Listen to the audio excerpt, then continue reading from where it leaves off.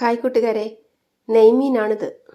1/2 kilo നെയ്മീൻ നല്ലപോലെ കഴുകിയെടുത്തിട്ടുണ്ട്.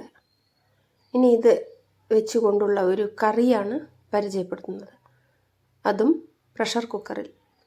അപ്പം ഞാനിവിടെ എൻ്റെ വലിയ കുക്കർ എടുത്തിട്ടുണ്ട്. അതിലേക്കൊരു 4 ടീസ്പൂൺ അളവിൽ വെളിച്ചെണ്ണ, ശുദ്ധമായ വെളിച്ചെണ്ണയാണ് ഒഴിച്ചു കൊടുത്തിട്ടുള്ളത്.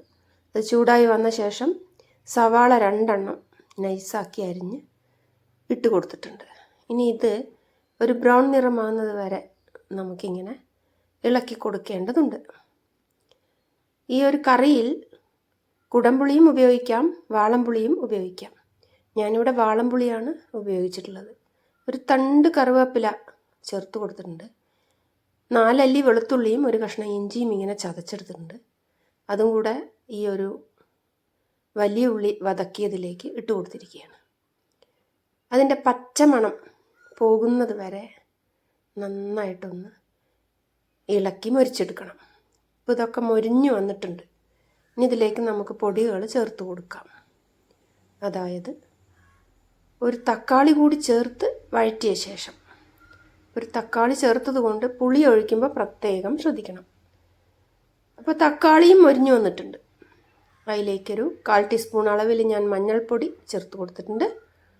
ഒപ്പം തന്നെ 2 ടീസ്പൂൺ ഫുൾ മുളക് പൊടിയാണ് ചേർത്ത് കൊടുത്തിട്ടുള്ളത്. ഈ മുളക് പൊടി അവനവൻ്റെ എരിവിനനുസരിച്ച് ചേർത്താൽ മതിയാകും. അതിനുശേഷം ഇത് നല്ല പോലെ ഇളക്കി കൊടുക്കണം. അപ്പോൾ ഇത് നല്ല പോലെ ഇളകി വന്നിട്ടുണ്ട്. അതിലേക്ക് ഞാൻ പുളി വെള്ളമാണ് ഒഴിക്കുന്നത്. വെള്ളം വേണം അത്യാവശ്യം, അല്ലെങ്കിൽ അടിയിൽ പിടിക്കും. അപ്പോൾ പുളി വളരെ കുറച്ച് മതി. പുളി ഏറിക്കഴിഞ്ഞാൽ ഈ ഒരു കറിക്ക് ഒരു സ്വാദും ഉണ്ടാവുകയില്ല. അപ്പോൾ പുളിയൊക്കെ ഇതിനോട് യോജിച്ച് വന്നു. വെള്ളം ഒരു 1/2 ഗ്ലാസോളം അതിലുണ്ട്. അപ്പോഴാണ് പാകത്തിന് ഉപ്പ് ഞാൻ ചേർത്ത് കൊടുത്തിട്ടുള്ളത്. ഉപ്പ് ഒന്ന് നല്ല പോലെ ഇളക്കി കൊടുക്കാം.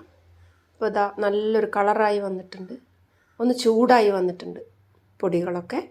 ഇനി ഇതിലേക്ക് നമുക്ക് മീൻ കഷ്ണങ്ങൾ ഇങ്ങനെ ഓരോന്നായി ഇട്ട് കൊടുക്കാം. ഈ മീനിൻ്റെ പച്ചമണം മാറാൻ വേണ്ടി ഒന്നിങ്ങോട്ട് ഇളക്കി കൊടുക്കണം. മീൻ ഉടയാതെ ഒന്നിങ്ങോട്ട് ഇളക്കി കൊടുക്കണം. അതിനുശേഷം കുക്കർ അടച്ച് വെച്ച് ഒരു വിസിൽ വരുന്നത് വരെ നമുക്ക് വേവിച്ചെടുക്കാം. അപ്പോൾ അതാ ഇളക്കി കൊടുത്തു. ഇതിപ്പോൾ വെന്ത് കഴിഞ്ഞു. ഒരു വിസിലടിച്ച ശേഷം ഞാൻ ഇത് ഇറക്കി വെച്ചിരിക്കുകയാണ്.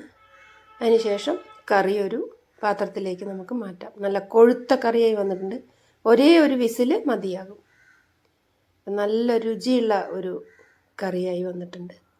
ഇതിലേക്ക് നമ്മൾ ചെറിയ ഉള്ളിയാണ് വറുത്തിട്ടിരിക്കുന്നത്. ചെറിയ ഉള്ളി വട്ടത്തിലരിഞ്ഞ് കുറച്ച് ഉലുവപ്പൊടി കൂടി വറുത്തിടുമ്പോൾ ഉള്ളിയിൽ ചേർത്ത് ഇട്ടിട്ടുണ്ട്. നല്ലൊരു രുചിയായി വന്നിട്ടുണ്ട്. ഉലുവപ്പൊടി നല്ലൊരു മണം കിട്ടാൻ വേണ്ടിയാണ്. അത് വളരെ കുറച്ച് മതി, അല്ലെങ്കിൽ കയ്പുണ്ടാവും കറിക്ക്. പുളിയും ഉപ്പും പാകമാവാൻ പ്രത്യേകം ശ്രദ്ധിക്കണേ.